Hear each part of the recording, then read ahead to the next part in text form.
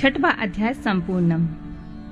भगवान विष्णु की नाभि से कमल का प्रादुर्भाव, स्वेच्छावश ब्रह्मा जी का उससे प्रकट होना, कमलनाथ के उद्गम का पता लगाने में असमर्थ ब्रह्मा का तप करना, श्री हरि का उन्हें दर्शन देना, विवादग्रस्त ब्रह्मा विष्णु के बीच अग्नि स्तंभ का प्रकट होना तथा उसके ओर छोर का पता न पाकर उन दोनों का उसे प्रणाम करना। ब्रह्मा जी कहते हैं, देवर्षि, जब नारायण देव जल में शयन करने लगे उस समय उनकी नाभि से भगवान शंकर के इच्छा बस सहसा एक उत्तम कमल प्रकट हुआ जो बहुत बड़ा था। उसमें असंख्य नाल दंड थे। उसकी कांति कनेर के फूल के समान पीले रंग की थी और उसकी लंबाई और ऊंचाई भी अनंत योजन थी। वह कमल करोड़ों सूर्यों के समान प्रकाशित हो रहा था। सुंदर होने के साथ ही संपूर्ण तत्वों से भी युक्त था और अनंत अद्भुत परम रमणीय, दर्शन के योग्य तथा सबसे उत्तम था। तत्पश्चात कल्याणकारी परमेश्वर साम्य सदाशिव ने पूर्वव्रत प्रयत्न करके मुझे अपने दाहिने अंग से उत्पन्न किया। मुने, उन महेश्वर ने मुझे तुरंत ही अपनी माया से मोहित करके नारायण देव के नाभि कमल में डाल दिया और लीला पूर्वक मुझे वहां से प्रकट किया। इस प्रकार उस कमल से पुत्र के रूप में मुझ हिरण्यगर्भ का जन्म हुआ। मेरे 4 मुख हुए और शरीर की कांति लाल हुई। मेरे मस्तक त्रिपुंड की रेखाओं से अंकित थे तात। भगवान शिव की माया से मोहित होने के कारण मेरी ज्ञान शक्ति इतनी दुर्बल हो रही थी कि मैंने उस कमल के सिवा किसी दूसरे को अपने शरीर का जनक या पिता नहीं जाना। मैं कौन हूँ, कहाँ से आया हूँ, मेरा क्या कार्य है, मैं किसका पुत्र होकर उत्पन्न हुआ हूँ और किसने इस समय मेरा निर्माण किया है। इस प्रकार संशय में पड़े हुए मेरे मन में यह विचार उत्पन्न हुआ, मैं किस लिए इस मोह में पड़ा हुआ हूँ जिसने मुझे उत्पन्न किया है। उसका पता लगाना तो बहुत सरल है। इस कमल पुष्प का जो पत्रयुक्त नाल है उसका उद्गम स्थान इस जल के भीतर नीचे की ओर है। जिसने मुझे उत्पन्न किया है वह भी पुरुष वही होगा, इसमें कोई संशय नहीं है। ऐसा निश्चय करके मैंने अपने को कमल से नीचे उतारा। मुने, मैं उस कमल की एक एक नाल में गया और सैकड़ों वर्षों तक वहां भ्रमण करता रहा, किंतु कहीं भी उस कमल के उद्गम का उत्तम स्थान मुझे नहीं मिला। तब मैं पुनः संशय में पड़कर उस कमल पुष्प पर जाने को उत्सुक हुआ और नाल के मार्ग से उस कमल पर चढ़ने लगा। इस तरह बहुत ऊपर जाने पर भी मैं उस कमल के कोश को ना पा सका। उस दशा में मैं और भी मोहित हो उठा। मुने, उस समय भगवान शिव की इच्छा से परम मंगलमयी उत्तम आकाशवाणी प्रकट हुई जो मेरे मोह का विध्वंस करने वाली थी। उस वाणी ने कहा, तपस्या करो। उस आकाशवाणी को सुनकर मैंने अपने जन्मदाता पिता का दर्शन करने के लिए उस समय पुनः प्रयत्न पूर्वक 12 वर्षों तक घोर तपस्या की। तब मुझ पर अनुग्रह करने के लिए 4 भुजाओं और सुंदर नेत्रों से सुशोभित भगवान विष्णु वहां सहसा प्रकट हो गए। उन परम पुरुष ने अपने हाथों में शंख चक्र गदा और पद्य धारण कर रखे थे। उनके सारे अंग सचल जलधर के समान श्याम कांति से सुशोभित हो रहे थे। उन परम प्रभु ने सुंदर पीतांबर पहन रखा था। उनके मस्तक और अंगों में मुकुट आदि महामूल्यवान शोभा आभूषण पाते थे।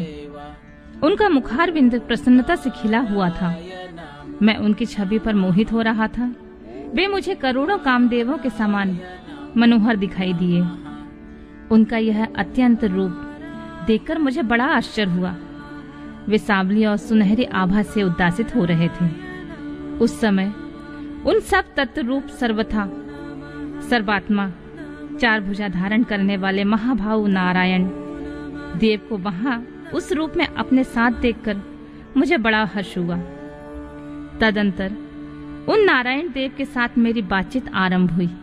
भगवान शिव की लीला से वहां हम दोनों में कुछ विवाद छिड़ गया। इसी समय हम लोगों के बीच में एक महान अग्नि स्तंभ प्रकट हुआ।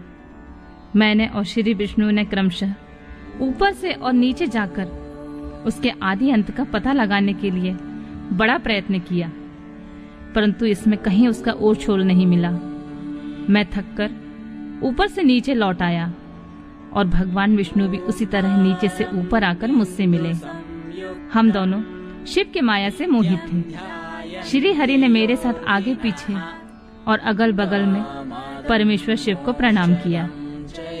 फिर वे सोचने लगे, यह क्या वस्तु है, इसका स्वरूप का निर्देश नहीं किया जा सकता, क्योंकि ना तो इसका कोई नाम है और ना कर्म ही है। लिंग रहित तत्व ही वहां लिंग भाव को प्राप्त हो गया था। ध्यान मार्ग में भी इसके स्वरूप का कुछ पता नहीं चलता। इसके बाद मैं और श्री हरि दोनों ने अपने चित्त को स्वस्थ करके उस अग्नि स्तंभ को प्रणाम करना आरंभ किया। हम दोनों बोले, महाप्रभु, हम आपके स्वरूप को नहीं जानते। आप जो कोई भी क्यों ना हो, आपको हमारा नमस्कार। महेशान, आप शीघ्र ही हमें अपनी यथार्थ रूप का दर्शन कराइए। मुनि श्रेष्ठ इस प्रकार अहंकार से आविष्ट हुए हम दोनों ही वहां नमस्कार करने लगे। ऐसा करते हुए हमारे 100 वर्ष बीत गए। ब्रह्मा जी कहते हैं, मुनि श्रेष्ठ नारद, इस प्रकार हम दोनों देवता गर्व रहित होकर निरंतर प्रणाम करते रहे। हम दोनों के मन में एक ही अभिलाषा थी कि इस ज्योतिर्लिंग के रूप में प्रकट हुए परमेश्वर प्रत्यक्ष दर्शन दे। भगवान शंकर दीनों के प्रतिपालक, अहंकारियों का गर्व चूर्ण करने वाले तथा सबके अविनाशी प्रभु हैं। वे हम दोनों पर दयालु हो गए। उस समय वहां उन सुर श्रेष्ठ से ओम ओम ऐसा शब्द रूप नाद प्रकट हुआ जो स्पष्ट रूप से सुनाई देता था। वह नाद लुप्त स्वर में अभिव्यक्त हुआ। जोर से प्रकट होने वाले उस शब्द के विषय में यह क्या है, ऐसा सोचते हुए समस्त देवताओं के आराध्य भगवान विष्णु मेरे साथ संतुष्ट चित्त से खड़े रहे। वे सर्वथा वैर भाव से रहित थे। उन्होंने लिंग के दक्षिण भाग में सनातन आदि वर्ण आकार का दर्शन किया, उत्तर भाग में उकार का, मध्य भाग में मकार का और अंत में ओम इस नाद का साक्षात दर्शन और अनुभव किया।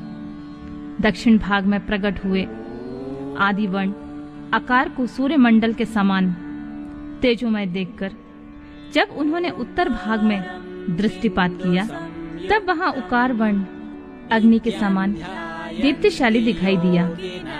मुनि श्रेष्ठ इसी तरह उन्होंने मध्य भाग में मकार को चंद्रमंडल के समान उज्जवल कांति से प्रकाशमान देखा।